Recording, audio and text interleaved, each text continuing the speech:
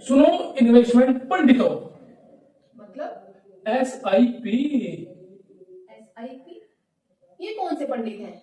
क्या ये भविष्य बताते हैं? ये भविष्य बताते नहीं, भविष्य बनाते हैं, भविष्य बचाते हैं। आपका पैसा लगाते हैं और आपका भविष्य बनाते हैं।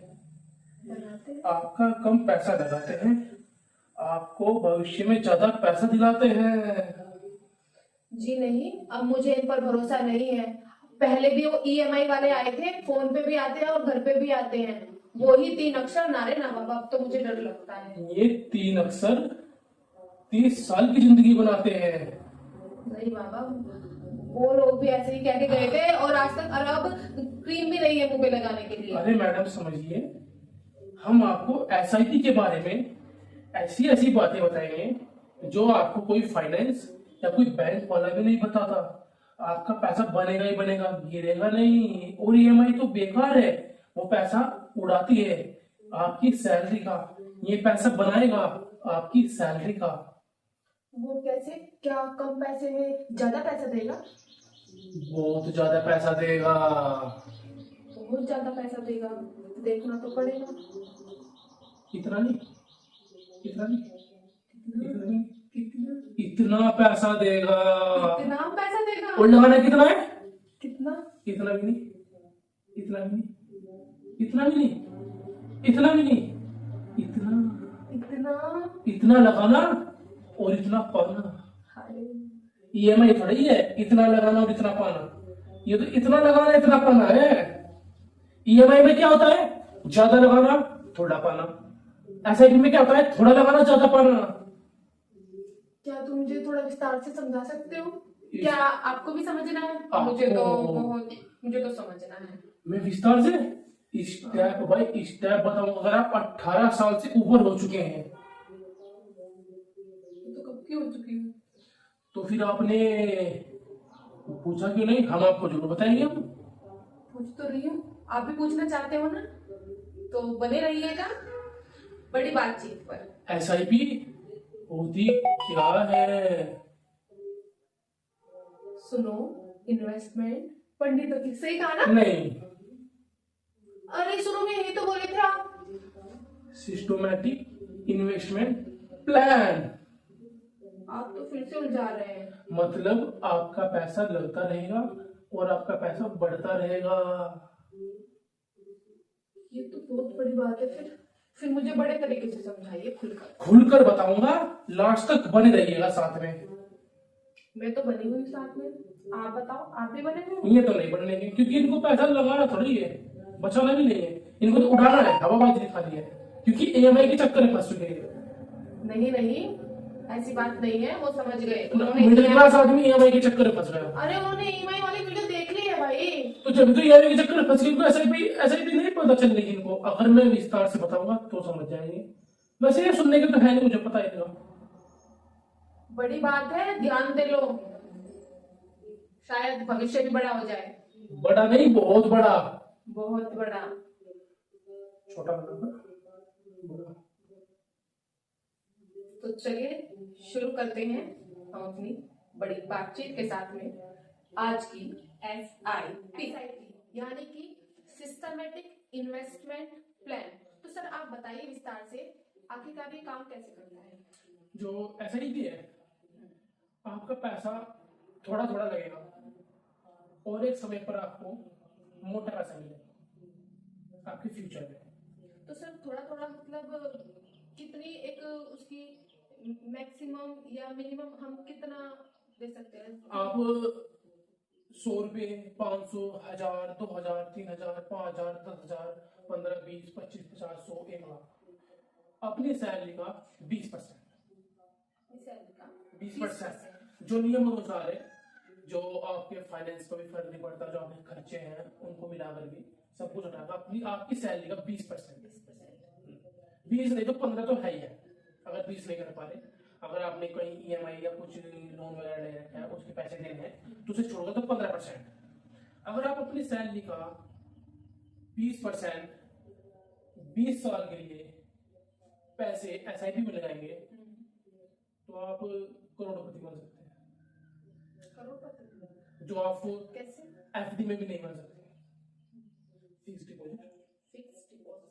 अगर आप सोचते हैं कि पैसा एक साथ, फिक्स डिपॉजिट में क्या आता है, आप पैसा लिया एक साथ लगा दो, यानी कि मैंने 20 लाख की एफडी कर दी, यानी कि 20 लाख देने पड़ेंगे एक साथ, उसके पास आपको परसेंटेज रिटर्न मिलेगा ईयरली, जो भी अलग अलग बैंक होते हैं 5, 6, 7, 8, 9%, मुश्किल 9% लास्ट। कोई अगर समझदार है तो थोड़ा 9% चला जाता है, बस 9% ही मुश्किल है। वैसे सर सभी अलग अलग बैंक की रेट अलग होगी? अलग अलग सबके अलग अलग, एसआईपी में भी सबके अलग अलग होते हैं। अच्छा, एसआईपी में सबके हाँ, अलग? म्यूचुअल फंड में सबके अलग अलग होते हैं। वो आपको चूज करना है, वो आपको देखना है कि कौन सा बेस्ट है, कौन से लार्ज कैप है, कौन सा मिड कैप, कौन सा स्मॉल कैप है, जो अच्छा रिटर्न दे रहे हैं, जो जिसका फ्यूचर ग्रोथ है, जिसमें अच्छे इन्वेस्टमेंट कर रहे हैं, बैठे हैं, उसी में इन्वेस्ट करना है, या उसी बैंक में, या उसी में अपना पैसा लगाना है, उसी में काम करना है। सर ये जो आपने भी बोला लार्ज कैप, मिडिल कैप, इसका क्या मतलब है? ये उनकी अमाउंट के ऊपर बात होती है, यानी कि किस एसआईपी है, किस म्यूचुअल फंड या किसी स्टॉक के पास कितना पैसा है। अगर मैं स्टॉक की बात करूं तो अगर 1 लाख करोड़ से ऊपर हो तो लार्ज कैप।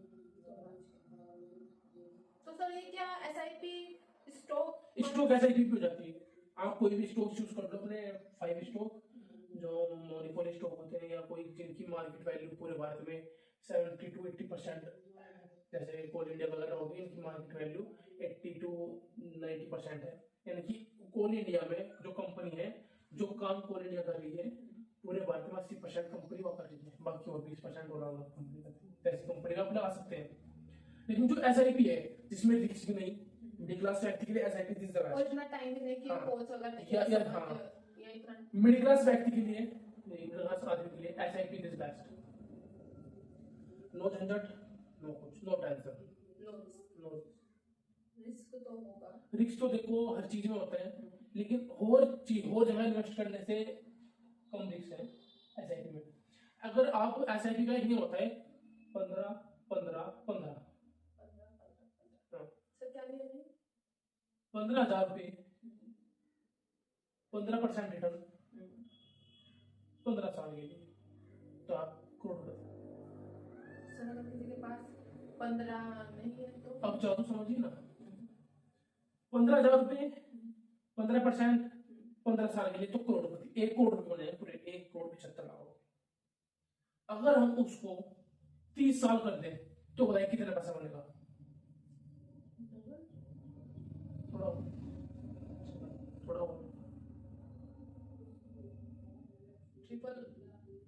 4 4 5 और 6 और 7 और 8 और 9 और 10 10 गुना बढ़ेगा, यानी कि 15 साल में 1 करोड़, और अगले 15 साल में 10 करोड़ 90 लाख, 10 गुना 10 करोड़ 90 लाख। तो मतलब क्या है, इन्वेस्टमेंट चाहे थोड़ा करो, टाइम ज्यादा रखो, कंपाउंडिंग। अगर आपने आप समझिए ना, 15 साल 15,000 रुपये, 15% रिटर्न, तो 1 करोड़ रुपये। हमने 15 साल 2 गुने साल तो बढ़े, 30 साल करे 10 करोड़ बनेंगे। अगर आप 500 रुपये से स्टार्ट करते हैं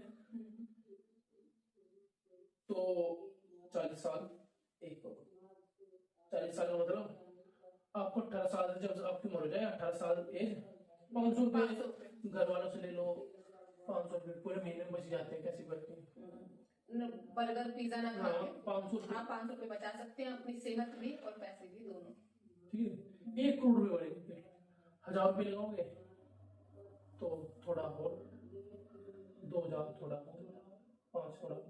अब आप एक चीज समझिए, आपने 5,000 रुपया एसआईपी किया पर 20 साल, कितने 20 साल की 5,000 एसआईपी लगाई तो कितने रुपए बनेंगे? या आप ये समझिए, आपने 5,000 रुपये लगाने हैं और 1 करोड़ रुपये बनाने हैं, तो कितने साल में बनेंगे?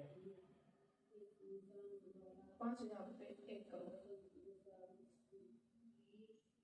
5 तो 10,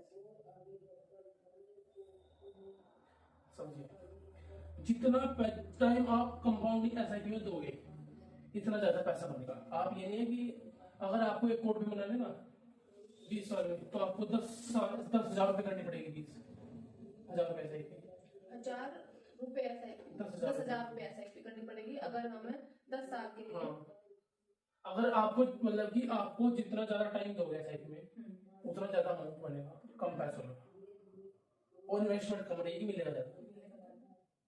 एसआईपी जो मिडिल क्लास आदमी है उनके लिए सबसे बेस्ट ऑप्शन मुझे एसआईपी लगा है, जो अब तक मैंने रिसर्च थोड़ा सा देखा है। एसआईपी से ऊपर कुछ मुझे लगा ही नहीं।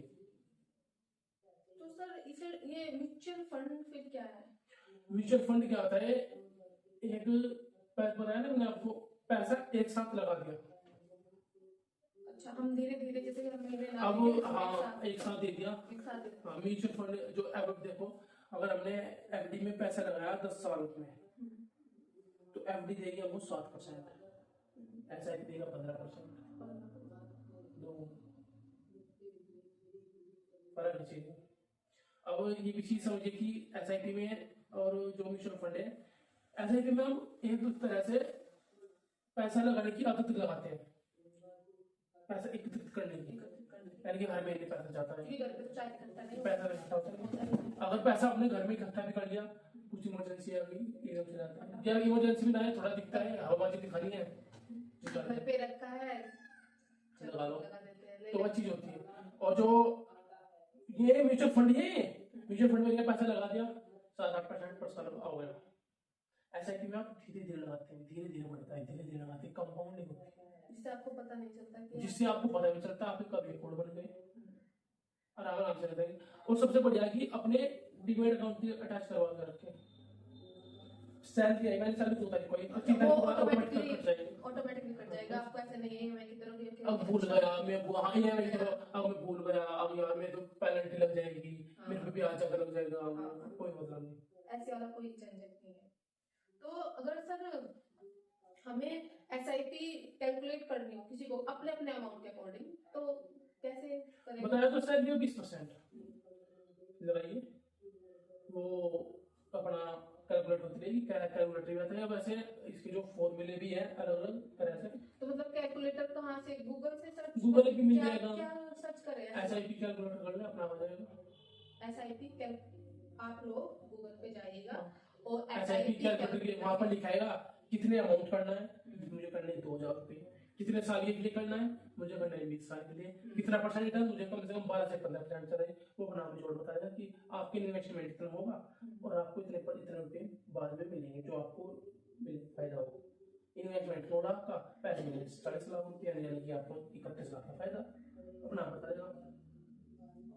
तो सर ये जो एसआईपी है ये कितने टाइप्स की होती है, कैसे हमसे किन-किन हिस्सों में बात करें? एसआईपी तो ये mid cap, large cap, small cap, आपको बस अच्छी तरह से अच्छे ब्रोकर चूज करने हैं, जैसे जरोदा हो गया, ग्रो हो गया, ये अलग अलग हो गए, पेटीएम वगैरह हो गए, इनमें आप कर सकते हैं। तो इसमें हम लगा सकते हैं, मतलब ये एक क्या प्रोसेस होता है कि बहुत बड़ी जनता पैसे इकट्ठा करते जाती है। बैंक भी बहुत ज्यादा नहीं कि अगर लोग बाग बैंक में एसआईपी करना चाहते हैं तो बैंक वाले जो मिडिल क्लास है या आम जनता है उनको क्या कहते हैं कि अगर आपने एसआईपी बीच में रोक दी या बीच में पैसा निकाल लिया, आपको पेनल्टी लग जाएगी, निकालने में पेनल्टी लगती है। और वहाँ में क्या होता था देने से कि लेट देने से हाँ, आपको पेनल्टी लग जाएगी, पैसा ना निकाल, डराते हैं। ऐसा कुछ नहीं है, फ्री में आप जब चाहो मंडी से निकाल लो, फिर आपको जरूरत है। अच्छा, ऐसा कोई ऐसा चीजें नहीं है कि पेनल्टी लग जाएगी। और 1 लाख के प्रॉफिट पे 10% टैक्स जीएसटी लगती है। 1 लाख के प्रॉफिट पे 10,000 रुपये 10,000 जीएसटी।